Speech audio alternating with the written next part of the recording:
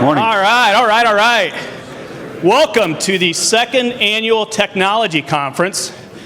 My name is Kirk Slusher. I'm the Assistant Director for Field Operations, and Information Technology happens to be under my domain here within ODOT. So who here is excited, I mean jacked, for the second annual Technology Conference? Huh? Let's hear it. That's right. Well, you should be excited. I've seen the agenda. It is outstanding. I know Charles's team has put a lot of time and effort into this over the last several months to have an awesome program for you. And I expect that this is going to be fantastic for everybody to not only learn and grow, hopefully to socialize, interact, get to know some of the your team members that are with you. I know we've had a couple of annual meetings out there. Who's seen an annual meeting with the director so far? There's been a few, okay? So I don't want to be have the spoiler alert here, but I'm going to share with you just a real brief couple comments that the director is planning on sharing. And he talks about that there's a transportation transformation that is coming. And so going back to the interstate system being built back in the 50s and 60s was really a time and period for transportation that we went through this huge evolution in transportation. And not until now, over the last 40, 50 years, have we had what we are expecting to be this huge transformation in transportation. And it all has to do with technology. So the people here in this room today, okay, whether you're from IT in the central office or the districts, Drive Ohio, construction, we have technology, tech services here. We have people from all over the Department of Transportation that have some, that touch technology in some way within the Department of Transportation. It's the people here in this room that are going to drive this organization forward. It's all of you. Yeah, let's hear for that, right? Most important people within ODOT right here.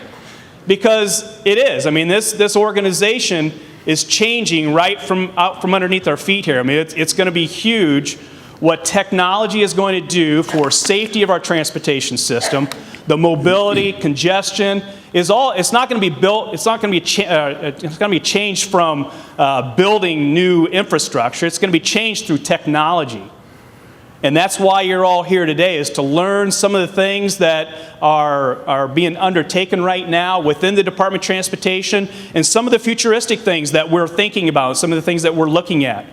I know over in Indiana right now they're testing a section of road where they're actually going to put inductors right in the pavement so that we can charge electric vehicles as you're driving, instead of having charging stations across at our rest areas and stuff like that. So it's things like that we as ODOT and our partners are going to actually get involved with. So I'm excited. I mean, this is really, the sessions that you have today, I think, are going to be outstanding. Be able to interact. Some of the technical sessions that what I've seen here are going to be really cool to learn and understand what's going on here in the organization.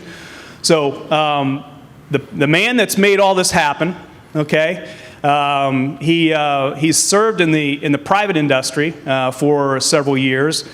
He also used to be the CIO of Delaware County, and there he implemented several cost savings ideas that saved Delaware County lots of money. And he's brought a lot of those ideas here to ODOT and has saved ODOT lots of money, and in the meantime has also streamlined a lot of operational efficiencies within the organization.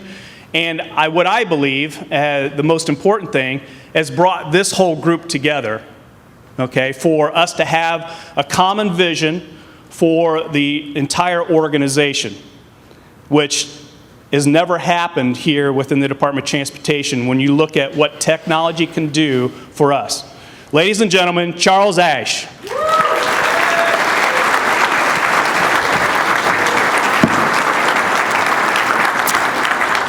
Thank you, Kirk. I appreciate that. Welcome to the second annual Tech Conference.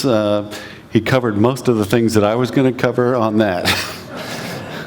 But we have, I think, more than 20 different sessions, so hopefully you will get an opportunity to learn something new. But right now, there are three things that we built this conference around. One of them is so that some of you could teach others. Some of you could learn from others. And the third one is to come together. Now, last year, I made a bold statement, and that was that there's no one in the room who knows everybody in the room. This year, I'm closer to knowing everybody's name in the room, but what I'd like you to do right now is take a minute, 60 seconds, and stand up and find someone that you don't know and introduce yourself. Go. Time's up. So you'll have all day between sessions. There's a dinner tonight at lunchtime. Meet some people that you don't know. Introduce yourself. Ask them what they do. Tell them what you do. And just meet some people. Figure out who ODOT is. Because there's a lot of great people out here. We're doing a lot of important work. So figure out who's around you. All right, so Kirk was talking about history, and that's one of the things that I want to do. You can't really tell where you are going until you really understand where you've been. And so when you talk about transportation, the original form of transportation, of course, is feet, right? Until about 10,000 BC, people just walked around in their bare feet. And then around 10,000 BC, sandals started to come into vogue. And somewhere around 8100 BC, people started carving out boats out of logs, right? They'd burn them out, they'd carve them out, and they started making boats.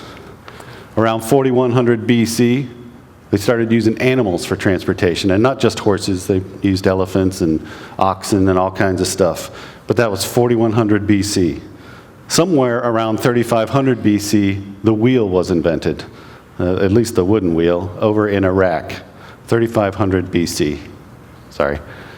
Now, things started to get interesting somewhere around 1232 AD, and this is listed in transportation, although the impetus for this was war. And what happened was that the Chinese were playing with gunpowder, and they decided that they could do more damage with their arrows if they rocket-propelled them. And so around 1232 AD, they invented rockets. Now, that laid the foundation for later for space travel, which is a form of transportation. All right, then we get to self-propelled vehicles. This one happens to be steam, right? Is it a steam-powered vehicle? And that was 1769.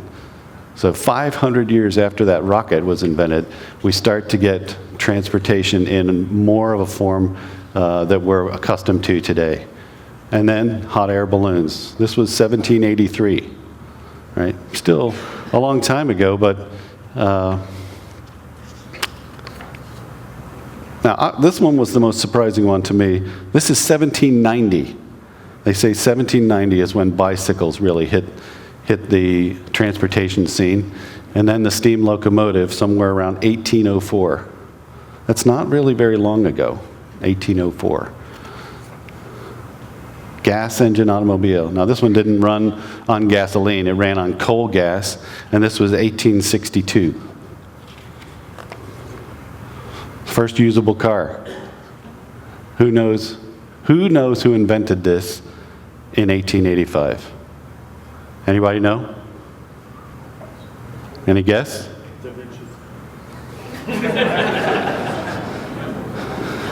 This was Carl Benz, okay, of Mercedes-Benz. All right, so less than a month later, the first motorcycle was introduced. All right, so this was January 31st, 1885. Any ideas on this one? It was not Harley and it was not Davidson. It was Daimler, so Gottlieb Daimler and Wilhelm Maybach. Okay, so German. And then we get to human flight. And I'm pretty sure that this wasn't the first aircraft, but it was the first aircraft that could be used for human flight, right? And that was 1903. And then we jump clear to Tesla, Now, Tesla was not the first electric car, but it was the first commercially viable electric car, and this was in 2008, right? So I'm going to ask another question now. Does anyone know who the founder of Tesla Motors is? It is not Elon Musk. Anyone? No. That was two men, Mark Eberhard and Mark Tarpenning. Okay, so they formed it, and it wasn't until about 5 years later. So that was 2003 when they formed Tesla. It was about 5 years later before Elon Musk really took on the scene. And so those all so far have been relatively mechanical innovations in transportation, right? They're things that people made in order to change transformation. And the next one really starts to transform the way we think about transportation. And that was Uber. In 2011, Uber decided to change the way people thought about transportation, right? They leveraged existing vehicles. They didn't build anything new. They built new applications, and they connected people to other people, right? Drivers and vehicles, as well as capacity, and basically leveraged existing capacity. That was a different thought process. And that's really where we're getting to today, is we need to change the way we think about transportation. We can't continue to lay concrete and build our way out of congestion. We have to use our brains and figure out a way to engineer or design our way out of it. So, what if I told you that the Ohio Department of Transportation, all of you, have a unique opportunity right now to do something that has never been done before and gives you the opportunity to change the way transportation works in the state of Ohio, in the United States, and possibly the world, because I believe that opportunity exists for you. So, so let's talk about where we are. We talked a little bit about history. Now let's talk about where we are. Today, we have 11.69 million people living in the state of Ohio. It's probably a little bit more. This was 2018. Almost 5 million registered motor vehicles. Frankly, I thought there would be more vehicles than that. But we have a lot more vehicles than that on our roadways because of the amount of people and organizations trucking that cross our state every day. 8 million registered drivers in the state of Ohio. Who knows what this number represents?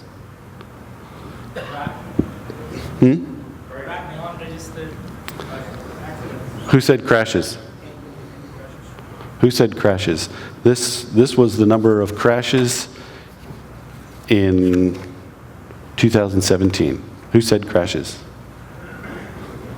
You, my friend, get a hat.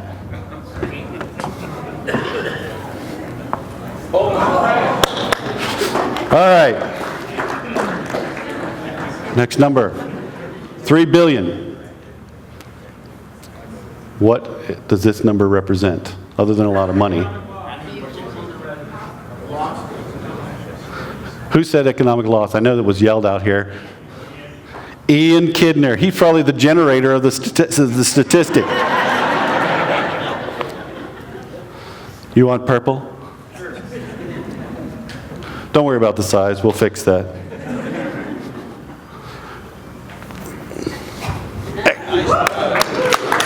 All right. One more number. What's this represent? Fatalities is correct. You want a hat or you want a shirt? A pumpkin? Well, we have other colors. You don't have to take orange. You just is a placeholder. All right. All right. So that was last year's number of fatalities on Ohio's roads. Okay. We think that we can get this number to 0. The goal is to keep striving towards 0. Now, so I'm showing you a picture of a mountain. What does this have to do with the future of transportation? Maybe nothing, maybe a lot. So this represents the view in a July morning in 2016 from a base camp on the day that I was about to get to the top of that mountain. Okay, I was on the 10th day of a hiking trip with the scouts, 2 of which were my sons. The 10th day, and the elevation at the top of that mountain is 12,640 feet above sea level. So not an insignificant height. Like I said, this was the 10th day of essentially a 100-mile hike. We were tired. We were tired. We were carrying 70-pound packs. We didn't stay in the same location 2 nights in a row. We were hiking every day. In addition, there were other activities. So it was grueling. This is what it looked like a little bit later in the morning of that same day. We were getting close to the last stretch. Now, I don't know if you can tell what the heck I don't think it's working. Can you tell there's these little dots going up the side of that mountain? Those are people. Those are people going up the side of that mountain. This is another picture. You see that trail? Every dot that's on that trail going up, that is a human, right? And you can see that the angle of the ascent is somewhere between 30 and 45, and sometimes probably steeper than 45 degrees. This is why we went, right? We got to the top, and it changes your perspective, right? All the effort that went in 10 days of grueling hiking across, we had available 600 square miles of area that we could hike in on this trip. But this was all of our goal, was to get to the top of this mountain called Mount Baldy in New Mexico. And it's part of the Rocky Mountains. And so that's a panoramic view. It's a little bit better. Now, do you know what happens when people ask me about hiking now? I've been hiking. I loved hiking, right? That was a good trip. And actually, the further in the past that trip gets, the better it is.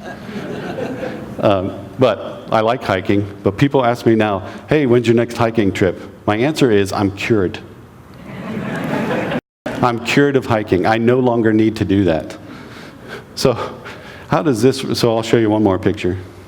These are my 2 sons. So Peter's on the left, David's on the right. Peter is now an Eagle Scout. So this was part of his achievement of that goal. So why do I show you this? Because I bought a car. That's why I'm showing it to you. I bought a car about a year ago, and I am an avid driver. I love driving cars. I really love driving the car that I bought. Fantastic car, has high performance, very responsive, but it took less than a year for me to realize that I no longer want to drive. I don't need to drive. I just turn on my car, tell my car to drive, tell it where I'm going, and it will get me most of the way there right now. Right? That's where we are with that car. The car will drive itself on the freeways. And what I've realized is driving wastes my time. If I have something that can actually make decisions safely to get me from point A to point B, I don't need to do the activity. I can do something else. I can work, I can play, I can sleep, right? I can't do that right now, but in the future I will be able to. So I'm over this driving thing. I don't have to do it anymore. My perspective has changed. Here at ODOT, we have all kinds of data, right? We have all kinds of data. Some of it is real-time data. Some of it is static data. It's been in our systems for years. It's historical. Some of it is future data, you know, what we think we're going to do. But we have a lot of data here. Some of the data is really recent, but most of it's not real-time, and most of it is not coming from the most important source that we could get to, and that is the automobiles themselves that are on the road. Those automobiles know exactly how our freeway systems are performing. And newer cars generate data. They generate data at least 10 times per second. They're generating information about what they're doing, where they are, what is happening with the vehicle, and what's happening with the vehicles around them. These cars are doing that much work all the time. And what I see is a future where there is no need to have traffic signalization, right? No need for it. There's no need for traffic controls at all of any kind. So we're not going to have those devices sitting out along the road. Now, I'm talking in the future, right? It's not today, it's in the future. But the cars are going to be able to tell us what's going on, and the cars are going to be able to negotiate through an intersection without the need for traffic controls. The cars are going to negotiate with themselves on how to get through safely. Moreover, if we don't change the way we think about how to manage transportation, this is what's going to happen. So by 2040, we'll have about 3 times more congestion than we have today. Economically, what's that mean? I told you, in what, 2017, it was $3 billion to the US trucking industry. Now, in 2040, it would be $9 billion of economic loss due to congestion. We can't afford that. No one can afford that. So we have to change the way we think about it. So the direction that we're heading right now really kind of started in March of this year. And it started with the Council of Governments, which is a quasi-political subdivision created by the City of Dublin, Marysville, Logan County, Union County. And they decided to group together and achieve a common purpose, and that's the US 33 corridor. That's what's pictured here. They asked us to publish 3 RFPs. 2 of the RFPs were for the purchase of equipment. One of the RFPs was to purchase a system that could collect and analyze data. That's, I think, how they stated it in the RFP, that could collect and analyze data. And we looked at that and we go, well, isn't TSMO doing that? Doesn't TSMO collect and analyze data? Isn't that kind of the purpose of TSMO? Isn't that what Drive Ohio is all about? Right? Drive Ohio put out an RFP to have an engineering assessment done so that we could build a system that collects and analyzes data. That's kind of the idea of it. So, and the Smart Columbus operating system is already out there, and it isn't really a collector of data, but it definitely is an analysis tool that you can use to look at the data that you have. All right, so here's what we knew. We knew Drive Ohio and ODOT were working on a similar thing. We knew that TSMO had similar kinds of information and was doing similar kinds of things. We knew the Council of Governments wanted something to collect and analyze data, and we knew that the Ohio Turnpike was going to want the same thing. Right? Ohio Turnpike is ahead of us in terms of roadside units and the collection of data. They're collecting data today from roadside units, from devices that are going up and down the turnpike. What about Smart Columbus? All right, so, and what about the more than 1,500 other political subdivisions? Right? This isn't going to be limited to the Council of Governments. It's not going to be limited to the City of Columbus. What about the City of Delaware, Westerville, Powell, Grove City, Gahanna? They're all going to want some system that collects and analyzes data too. What do we do about that? So we were looking at our options and say, okay, so what do? We use the Smart Columbus operating system. It doesn't do real-time processing, so it's probably not a very good fit. It does do the analysis piece, but not the real-time data collection. So do we wait for the engineering assessment to be done? That was not going to build anything. It was just going to give us some recommendations on how to build something.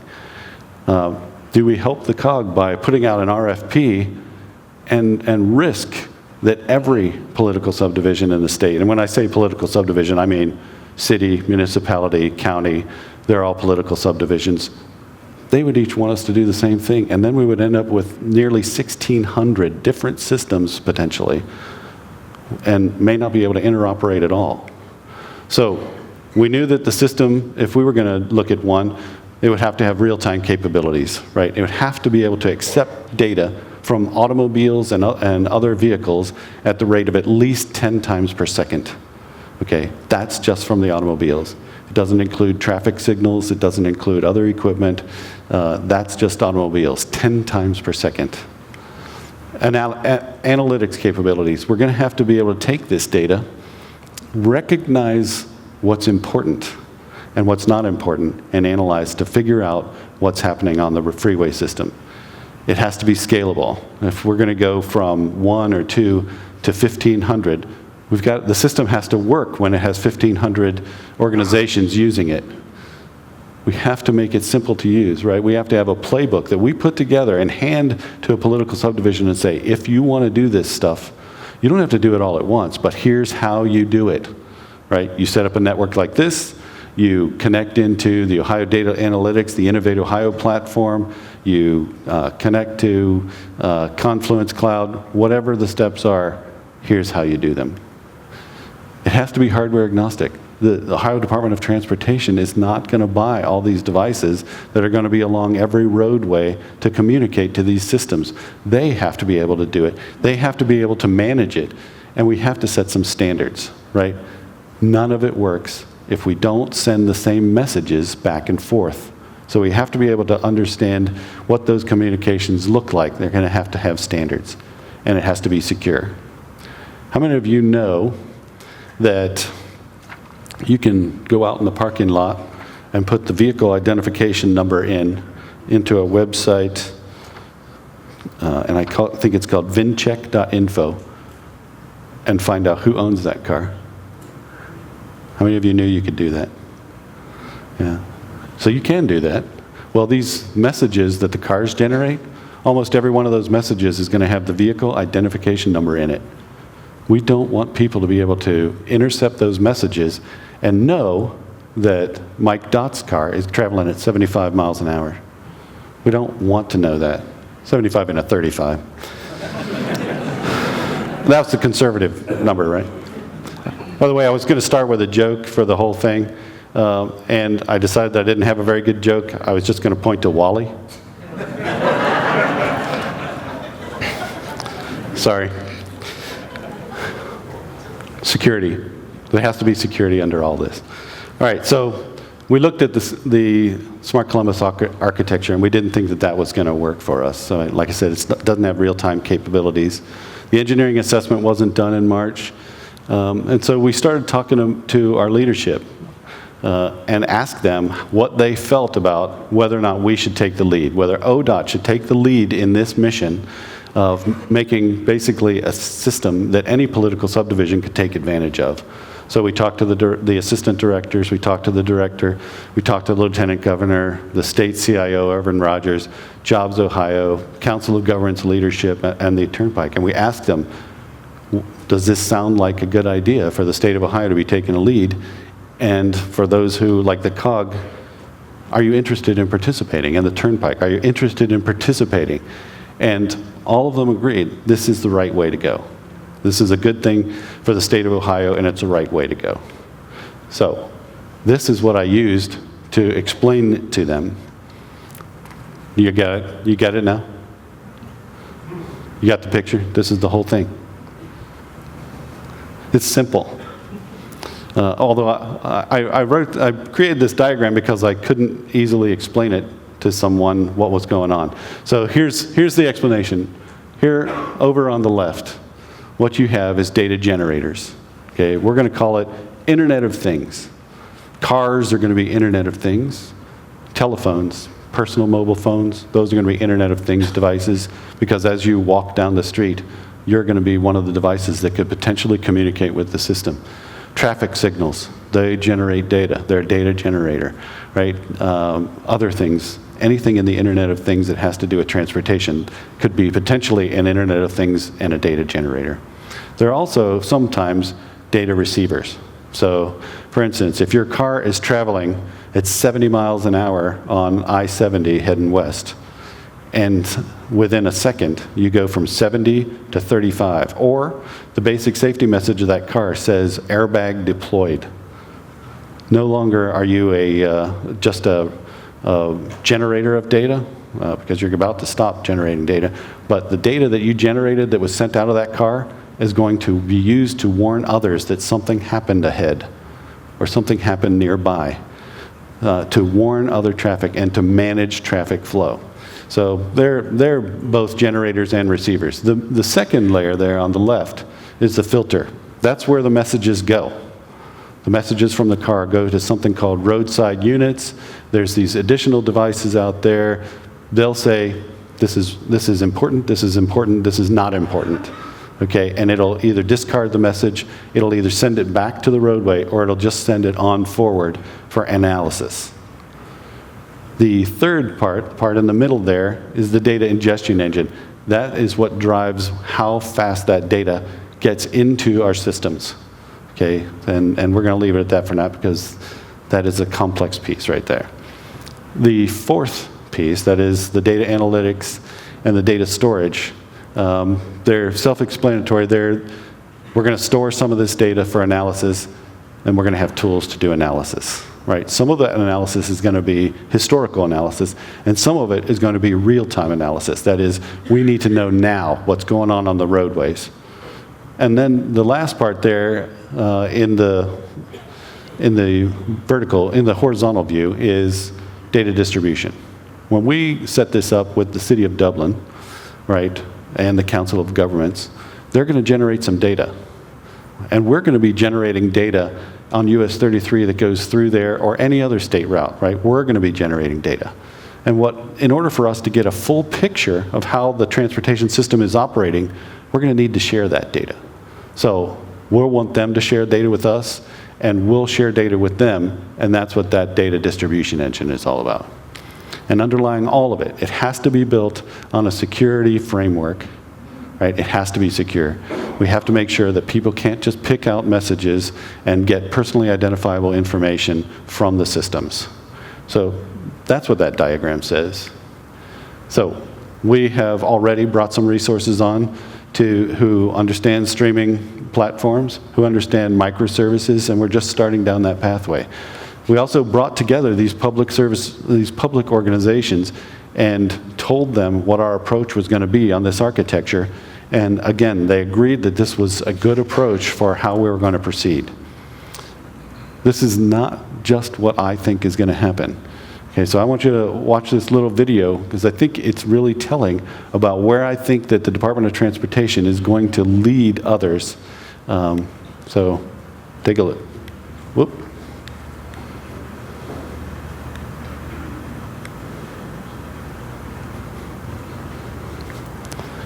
We need volume.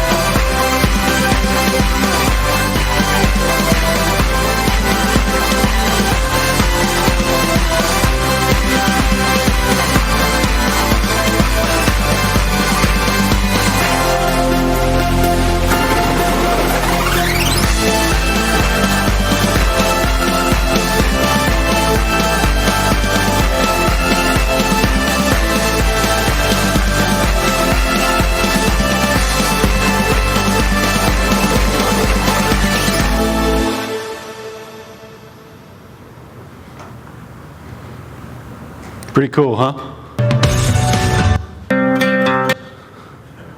This is it. That's what it looks like.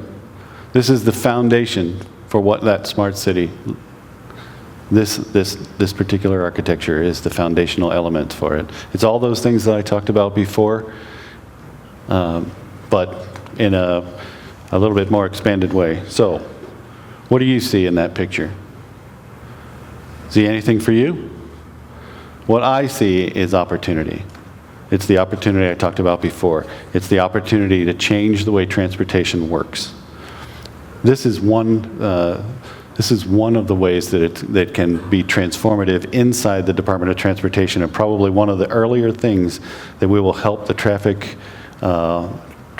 Management Center solve.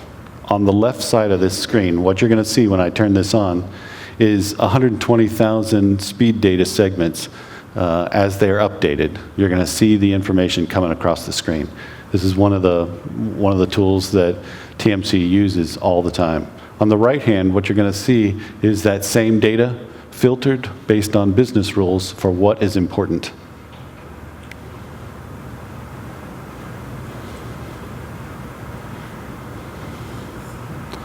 So just a 5-second clip, but can you tell what the difference to the TMC operators would be if they only had to focus on what was important instead of trying to figure out from that stream of data which one was important, which one's going to stand out from them? What if we did the same thing with not one element of data, but if we streamed together 10 different things, speed data, weather data, the actual traffic counts that are happening on the roadway right now, and any number of other things, and gave it a business rule and said, if this happens, alert me. That's what we think we're going to be able to do with this Traffic Management Center, and we're going to use the cars as the sensors to get it done. So to achieve the goal, what we need event streaming, and right now that's what our new group is working on. It's an event streaming platform, and it should have the ability to do a significant number of these things. We need microservices.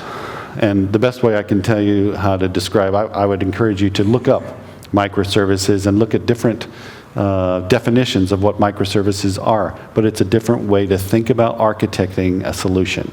Right now we use a relatively monolithic stack for how we build applications and how we build infrastructure. But what if we built a system that was infrastructure as code? That's really where we're going to, and you don't have to think of it in terms of whether or not something in particular exists or doesn't exist in your data center. You code that infrastructure and tell it what it's supposed to be. What about low-code solutions? There are enough tools out there right now that have enough functionality built in that all you have to do is a minimal amount of code in order to get achievable, secure results. But standards. We have an opportunity to set international standards for how this communication and this orchestration occurs. We have that opportunity. Now, how many of you think that that is a technological challenge? Simon. I don't think it's a technological challenge. There are companies like Gap, Huntington National Bank, Nationwide, JP Morgan Chase, Chemical Abstracts, Ford, Netflix. They all use this technique. They use these technologies. Amazon Web Service, they use these kinds of techniques. You don't see Amazon Web Services going down very frequently. They do something called continuous improvement and delivery, where you don't have to take down your systems to insert new functionality. It can roll on the fly while it's still in progress. It can actually have old and then roll into the new. Continuous improvement and delivery. That's one of the things that we'll have to use in order to be successful with this, because when there are millions of vehicles on our roadways depending on this information, we can't just take the system offline for an hour. We can't do it. We can't take it down for a minute. So it's not really a technological challenge. All the technologies that I've talked about exist. Now, the standards might not exist, but the technology exists. So this is a people challenge. So today, I challenge you to understand what we're doing. Learn more about what this what this project is, what the impacts are, and how it's going to affect you. I challenge you to excel at what you do every day, because not everybody's going to have the opportunity to actually be directly involved in this project, but everyone in this room is going to be involved in the project. So doing what you do every day and doing it well, that is going to keep the focus where we need to focus, right? Take an active role in advancing the idea. Like I said, learn as much as you can about what we're doing and why we're doing it, so that when someone asks you what we're doing about this, you can tell them with confidence and instill confidence in others that we're on the right path. Help overcome the challenges before us, right? We're going to run into issues. You guys are brilliant. Just, if you hear us working on a challenge and you have a solution or an idea for a solution, tell us. Tell whoever is working on it. Learn new things, right? This technology, there's a whole bunch of new technologies that we're going to use. Last year, I think we talked about the fact that we had never used Docker before. Today, we're using Docker. We never did it before. We're using it today. So you can learn new things. Ask questions, right? Just ask us how things fit together and strive toward success. So we've talked a little bit about history of transportation. We're entering into a new age, right? Uber started a little bit of a change in thought about transportation. It's not clear to me that people in the future will own their own transportation vehicles. It's not clear to me at all. It just might not be necessary. Partnerships. We're creating partnerships and leveraging partnerships. The Turnpike, OIT, the Council of Governments, and private industry like Ford, Honda, Transportation Research Center. We're going to have all kinds of partnerships in order to make this work and set those standards so that everyone can agree on and use them. Get involved, right? Try to get involved. Figure out a way, figure out something that you can offer to the solution, and then make that offer. And lastly, go hiking. And change your perspective on transportation, because I think that's what it's going to take for us to get there together. That's all I have. Thank you.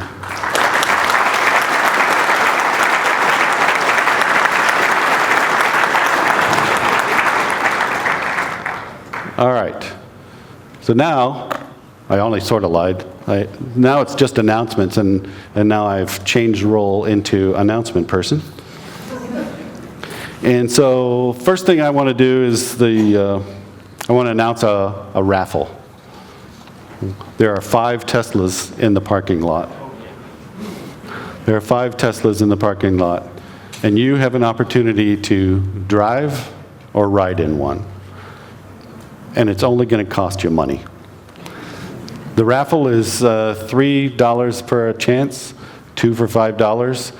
It's a combined charity campaign that we're trying to raise some money for.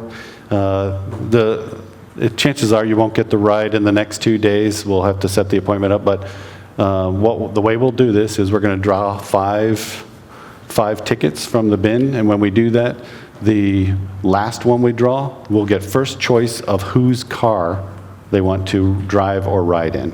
You don't have to drive. Don't feel any pressure that you want to drive the car, but it's a lot of fun.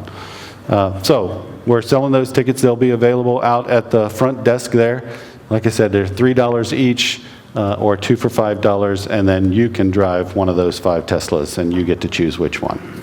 All right, so we want to thank the volunteers and the committee members. The volunteers have orange ODOT shirts, and the managers in IT have this kind of blue shirt on. So if you need to figure out who's a volunteer, look for orange. If you want to find an IT manager, get these blue ones. Look for these blue ones. So coffee and water are available outside the main room. Please keep your lanyard and badge for tomorrow.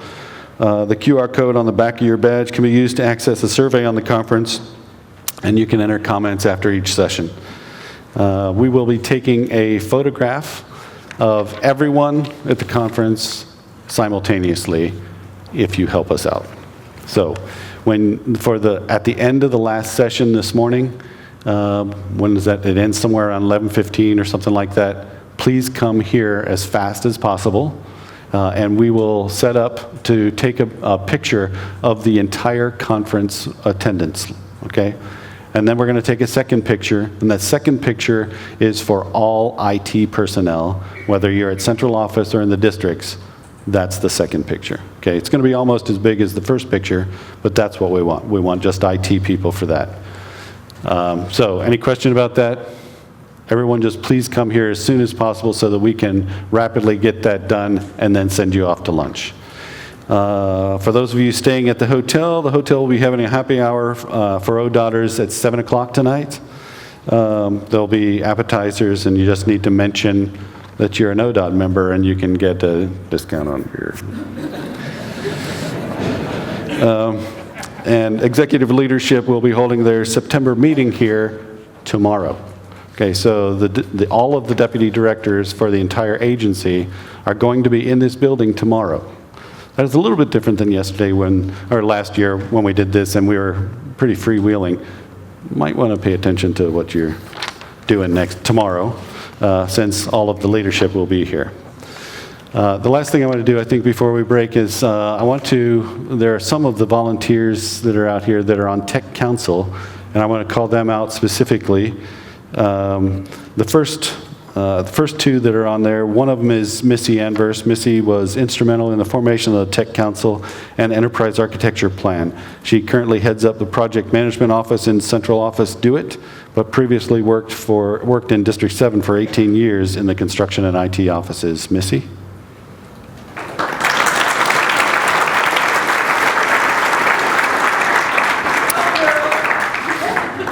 Robin Trexler works as the Quality Assurance Manager in Central Office IT, and she also serves as a Tech Council Liaison. As the liaison, Robin works with business users to bring requests to the council and then sees the request through to completion. She has 2 sons, 3 grandsons, 3 step-grandsons, and 1 granddaughter. Robin Trexler.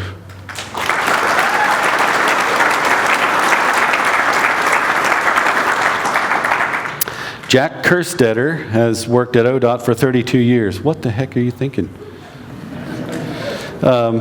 Almost exclusively in IT or in IT roles. Currently, Jack works in the Office of CAD and Mapping as a project manager. During his time at ODOT, Jack has assisted multiple people and groups across ODOT. His experience has provided him with a broad perspective on ODOT technologies, needs, and solutions. Jack Kerstetter.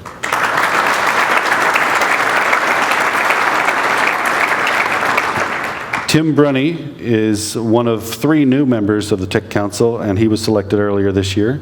In his role as Facilities Contracts Administrator for statewide facilities, he is responsible for the management and janitorial and facility maintenance contracts valued at approximately $25 million annually for all statewide facilities. Tim is the Department SME for DAS procurement on facility-related contracting opportunities, and Tim looks forward to contributing his unique facility operations perspective and experience to the Tech Council. Tim Brunny.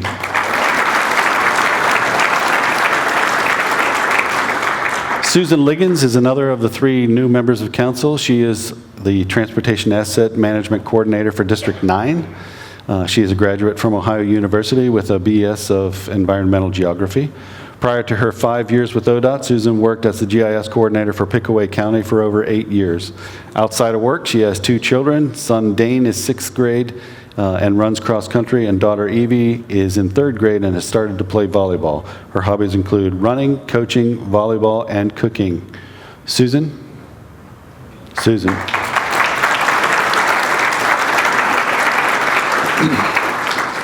I'm going to mess this name up, but Brendan Schletter. Brendan has attended Ohio State University for 4 years, began his career at ODOT in 2006 as a highway technician in Huron County, where he worked in the road crews as a capital projects inspector. In 2013, Brendan moved to a highway management role in Crawford County, and he currently is the transportation administrator in Erie County of District 3. Brendan resides on a farm located in Huron and Erie County northern line with his wife Laura and son Tristan. Brendan is an avid Ohio State Buckeyes, Cleveland Cavaliers, Browns, Indians fan, and enjoys coaching his son in basketball and football. Brendan?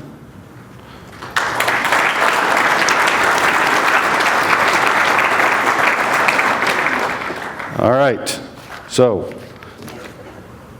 it's time to break. Thank you all. Have fun at the conference.